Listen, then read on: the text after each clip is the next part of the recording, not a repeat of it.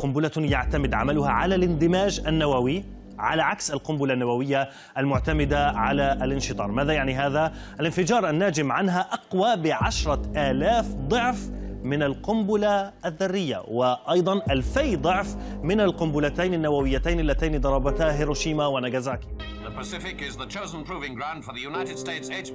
لقد شهد الأول من نوفمبر عام 1952 إجراء أولى الاختبارات على القنابل الهيدروجينية في العالم من الولايات المتحدة الأمريكية، حيث اختيرت جزيرة إنيوتاك المرجانية بجزر مارشال لتكون مكانا للتفجير في إطار التجربة التي أطلق عليها اسم مايك. وصف تفجير القنبلة التي بلغ وزنها نحو 82 طن بأنه أقوى من وهج 1000 شمس، حيث بلغ اللهب ميلين عرضا و1000 قدم ارتفاعا، وأحرق أرض الجزيرة تماما، فيما أحدث الانفجار كرة نارية